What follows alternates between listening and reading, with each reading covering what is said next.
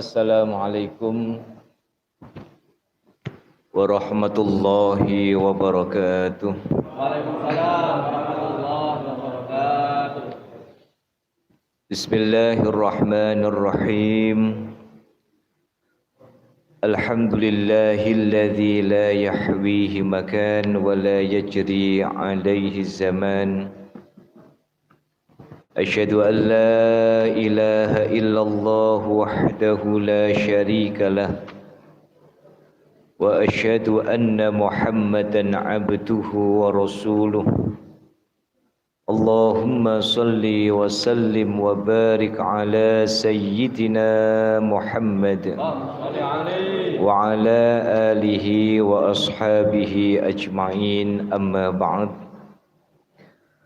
Hazratul muhtaramin, para alim, para kiai, para sesepuh, bini sepuh, segenap tokoh masyarakat, segenap perangkat, segenap pengurus takmir ingkang boten saged kawula sebat setunggal-setunggalipun tanpa mengurangi rasa hormat. Bil khusus dumateng Ustadz Ahyani, Ustadz Saiful lan sedaya para asatidzah ingkang hadir wonten kesempatan dalu punika. Alhamdulillah kita sedaya pinaringan rahmat saha nikmat saking ngarsa dalem Allah Subhanahu wa taala. Kita sedaya paringi kesempatan, dipun paringi kenikmatan ingkang arupi sehat saha sempat. Nggih, leres mboten Bu? Paringi sehat kadang mboten sempat. Diparingi sempat tapi faktane mboten sehat. Napa malih ibu-ibu niki wis sehat, sempat, semongkone dikai sing gawedi. Nggih ta? Oh, langsung digeser ya. Isin. Padahal niku kula delok rong piring niki jatah wong kali-kali niki. Pun pas Bu hitungane niku. Nyeneng lho ibu-ibu, ana ibu-ibu ana snack niku pokoke akeh lakone. Pramila saking punika kula saha panjenengan sami monggo sesarengan niat hadir wonten dalu punika, niat silaturahim, niat thalabul ilmi.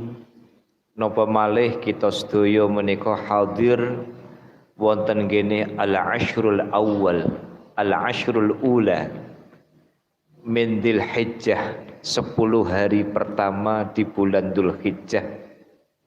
Mugi-mugi hadir kita wonten majelis dalu punika nambahi berkah gesang kita.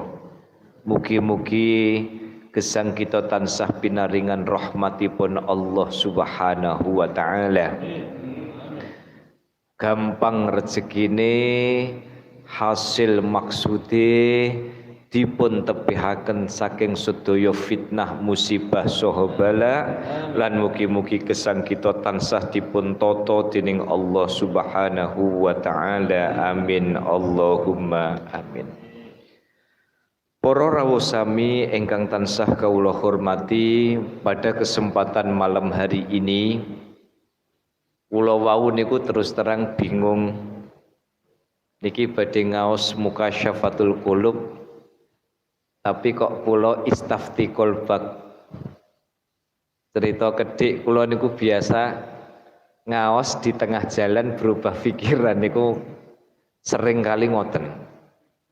Nggih. Jadi pun medal lah iki kira-kira ngaji napa. Niku terus tiba-tiba terus kula balik malih wangsul mendet kitab. Soalnya napa berubah pikiran ngoten niku sering. Lah kula wau badhe ngaos mukasyafatul qulub tapi ningali momentum dalu punika tepat kalau kita membahas tentang perayaan hari raya Idul Adha saha pernik-pernikipun. Soale sakniki bodhone niki ping kalih. Mboten ping kalih, ada dua pilihan. Ingkang sepindah menawi kita sedaya mirsani tentang hasil sidang isbat, okay, dipun tetapkan bahwa Idul Adha menika jatuh pada tanggal 10. Gimana? Tapi kerajaan Arab Saudi menetapkan wukuf di Arafah itu besok, hari Jumat. Berarti Idul Adha ne dinten apa, Bu? Molo-molo semongko, ya. Dinten apa, Bu? Dinten Sabtu. Nah, bagaimana hukum kalau satu sisi ada saudara kita yang melaksanakan wukuf di Arafah, pada sisi yang lain mereka sedang wukuf di Arafah, kita sedang masuk puasa tarwiyah. Lah ngoten. Sebab nek bodone niku dinten Ahad, berarti wukufe atau hari Arafahnya niku jatuh di hari Sabtu. Hari Sabtu di Arab Saudi sudah merayakan hari raya Idul ngoten wae. Makanya kalau diwingin niku ditangleti tiang. Niki skecone pripun? Kula maringi dua alternatif. Pertama,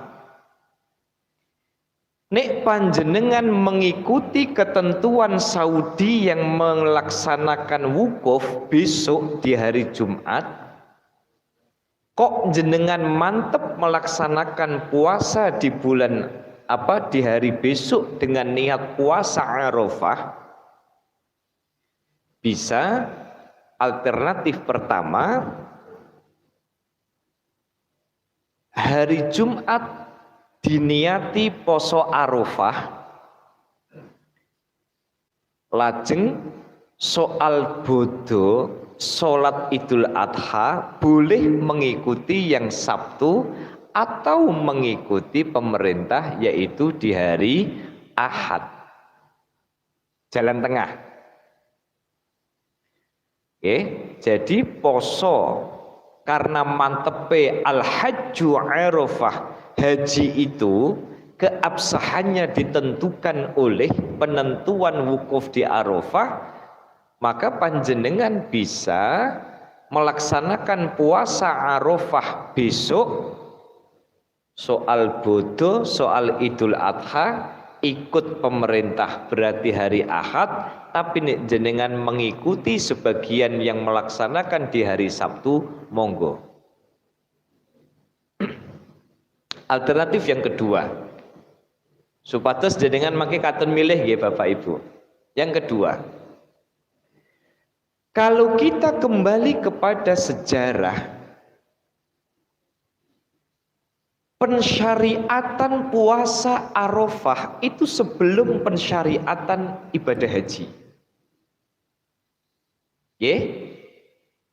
Jadi puasa Arafah itu tidak selalu harus dihubungkan dengan wukuf di Arafah.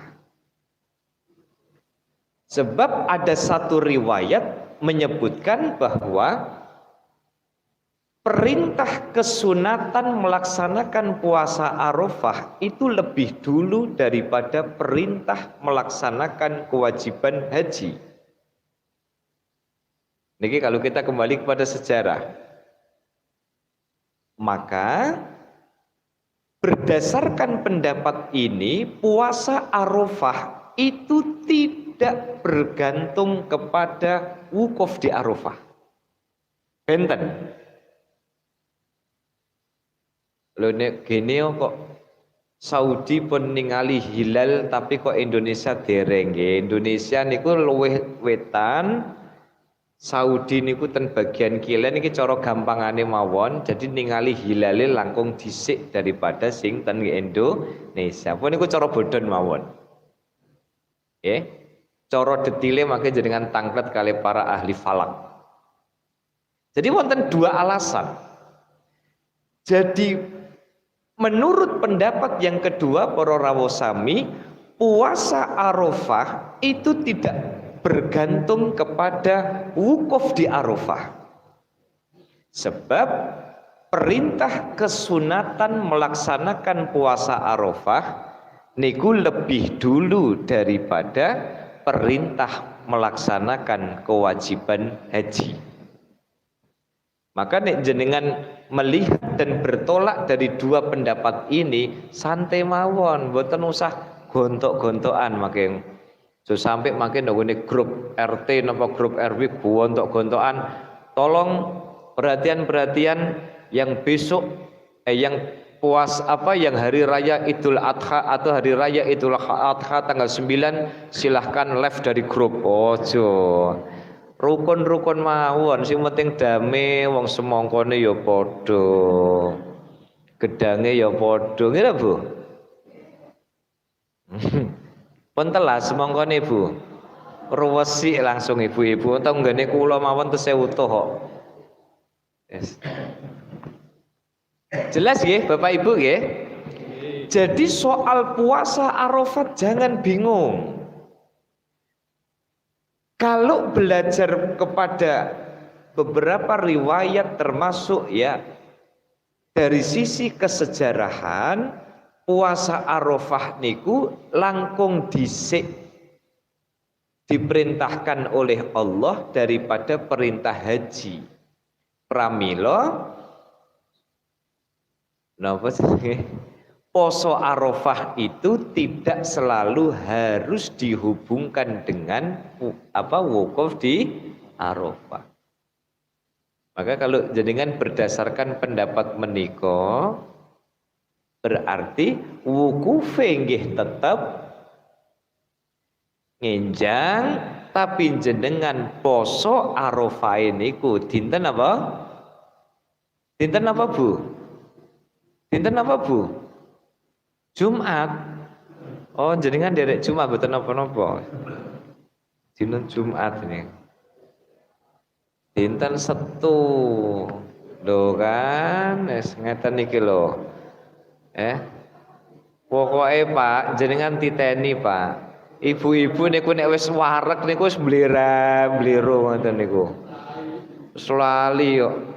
Apa meneh jawab wis molo-molo semongko campur gendang diulek kabeh niku kan. Di sini dipun sebataken wa yustahabbu li ghairil. Nah niki kula beto kitabipun, usah niki ngaji nek mboten beto kitab niki mangke mundak rame mangke. Kula niku ngaten kene Pak Saiful, makane kula niku ngaji tafsir Bagawi ten Rumah Sakit Tugu. Ceritane niku rada aneh-aneh niku. Kula ngomong ngeten, mboten usah maidu, mboten usah protes. Ana kitabe, nek pengen wacane dhewe nggih. Jadi tafsir Bagawi kula ngaos Rabu nggih Pak Saiful. Rabu pekan pertama, kedua, ketiga ten Rumah Sakit Tugu. Menika tafsir Bagawi niku ceritane radi unik-unik. Tapi wong arep mboten percaya pripun wong kitabe ana gwedhi kok nggih. Difotokopi piyambak nggih angsal ya. Wa yustahabbu li ghairil haji shaumu yaumi Arafah. Kagem tiyang ingkang boten kaji kados kula so panjenengan sami disunahkan oleh Allah untuk melaksanakan puasa Arafah. An Abi Qatadah anna an-nabiy sallallahu alaihi wasallam qala saumu yaumi Arafah yukaffiru sanataini madiyatan wa mustaqbalah wa saumu Asyura yukaffiru sanatan madiyah. Diriwayatkan dari Abu Qatadah poso Arafah niku bakal menghapus dosa setahun yang lalu dan setahun yang akan datang. Tapi ngeten niku ojo terus aji mumpung. Oh nek ngono garansi maksiat gak apa-apa wong wis dijamin kan ngoten kan. Mboten. Dosa-dosa kecil panjenengan itu akan diampuni oleh Allah Subhanahu wa taala. Makna yang pertama, makna yang kedua, jenengan akan dijaga oleh Allah dari perbuatan dosa yang besar. Oke. Monggo. Lajeng wonten pertanyaan. Lho Pak, lek puasa tarwiyah niku pripun? Soalnya ini menjadi perdebatan di kalangan sedulur-sedulur kita umat Islam. Nek kula ngeten mawon. Umpama jenengan niku mboten purun menganggap poso tarwiyah itu sebagai kesunatan, ndak perlu juga panjenengan maido panjenengan protes dulure panjenengan sing memang pengen poso tarwiyah. Sebab napa? Tenggene riwayat dari Ummi Fadl diriwayatkan dari Ibnu Abbas poso tarwiyah niku termasuk kesunatan dan termasuk bagian dari ihya'ul bil hijjah bil a'malis sholihah, menghidupkan wulan Dzulhijjah itu dengan amal-amal yang sholih. Jelas ya Bapak Ibu ya? Terus nek panjenengan misalnya pengennya mboten kula poso Arafah mawon, monggo. Tapi nek umpami wonten rencange panjenengan sing poso tarwiyah, ndak usah diprotes juga. Sebab napa? Tenggene riwayat Ibnu Abbas yang diriwayatkan oleh Ummi Fadl menyebutkan bahwa poso tarwiyah niku termasuk disunnahkan. Nek Arafah niku penanda orang wukuf. Tapi nek tarwi rawiya yarwa, ada yang menyebutkan tarwiyah niku cerita. Jadi Nabi Ibrahim niku mulai mimpi wonten perintah untuk menyembelih putranya yang bernama Nabiullah Ismail alaihi salam niku tenggene tanggal 8 tenggene wulan Dzulhijjah. Disebut sebagai poso tarwiyah untuk memperingati bahwa mimpinya Nabi Ibrahim itu terjadi pada tanggal 8 Dzulhijjah. Oh, jalan tengah ini napa? Nggih badhe siam, monggo. Mboten siam, mboten napa-napa. Sing siam nggih mboten usah nyalah-nyalahno sing mboten siam. Sing siam tarwiyah nggih mboten napa? Mboten nyalah-nyalahno sing mboten siam. Niki terkait dengan poso Arafah. Pramila saking punika para rawuh sami Bapak Ibu yang dirahmati Allah, semua kembali kepada panjenengan. Agama niku enake mboten kantenan. Goleki rujukane, goleki referensine wonten sedaya. Makane babagan agama niku mboten usah sepaneng. Setuju mboten? Setuju mboten? Asal purun maca kitab, asal purun sinau, asal purun mutolaah, insyaallah agama ini akan kita jalankan penuh dengan rahmat dan kasih sayang. Sing repot niku kadang kurang takok, kurang mutolaah, akhirnya kemudian hitam dan putih, black and white. Cukup white coffee mawon Black and white niku mboten usah. Niku nggih para sami nggih. Nah, kawula lajengaken salajengipun inggih menika babagan tentang niki kitab kula sampai do potol kabeh niki. Soalnya kula riyen kemutan kula tumbas niki tahun 2000. Sekarang 22 tahun. Kitab niki kula cekel 22 tahun niku sampai duwedel kabeh Pak niki. Wis pun kula lakban ireng isih metar meneh nggih kan.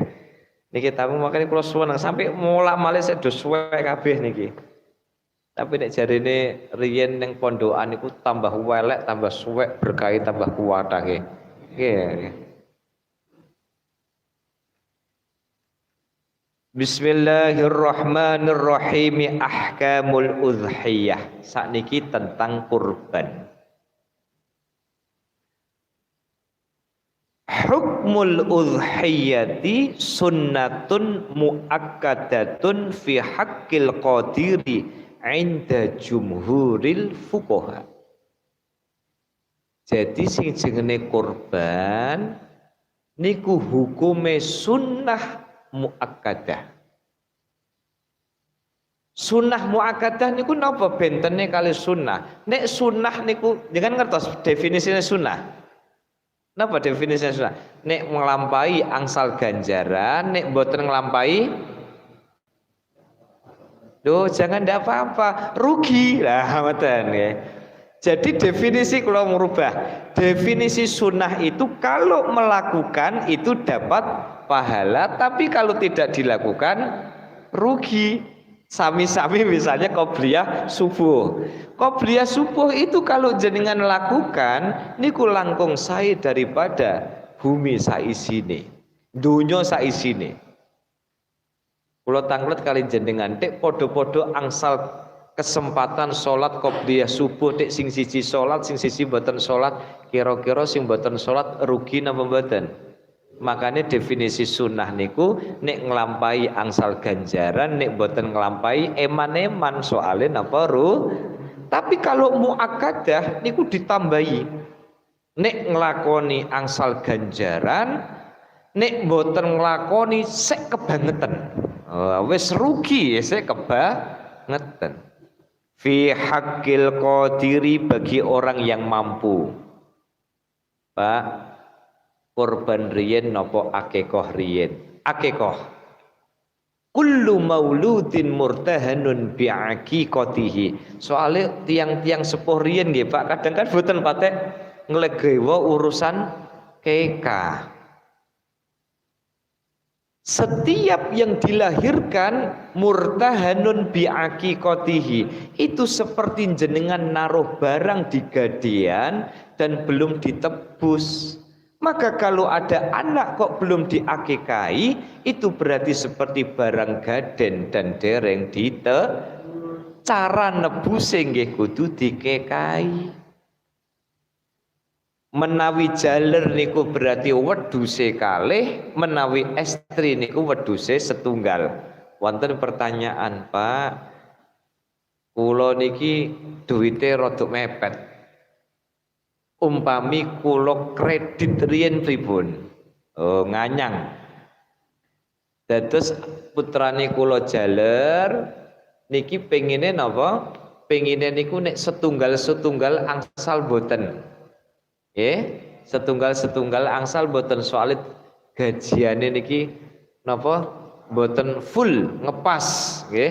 Gadah sertifikat tanah setunggal wis kadung sekolah, urung lulus-lulus ngoten. Jawabanipun angsal. Terus umpami jenengan niki ibu-ibu jenengan berbrojol anak lanang niki pun brojol sedaya. Napa tasih sing wonten ting-ting? Nek ningali wajah sih kadang pun brojol sedaya. Niku nek jaler berarti kalih kalau memang belum mencukupi uangnya boleh satu-satu, ya. Niku terkait masalah kurban. Hukumipun kurban inggih menika sunnatun muakkadatun. Nah, kula loncat kula goleki sing biasane terjadi di masyarakat karena yang lain sampun sami-sami napa pun sami-sami faham. Nggih. Nah, berikutnya adalah tentang apa yang disunahkan bagi orang yang berkorban. Yustahabbu lil mudhahi ayyadhbaha udhiyatahu binafsihi. Nek pancen wani nyembelih, disunahkan niku nyembelih piyambak. Lah niki kula dereng saged nek siniki. Wong kula niku rada trauma ayam mawon mboten wantun. Apa meneh wedhus, apa meneh sapi. Nggih. Tapi bagi yang bisa mampu disunahkan untuk menyembelih napa? Menyembelih hewan kurbannya sendiri.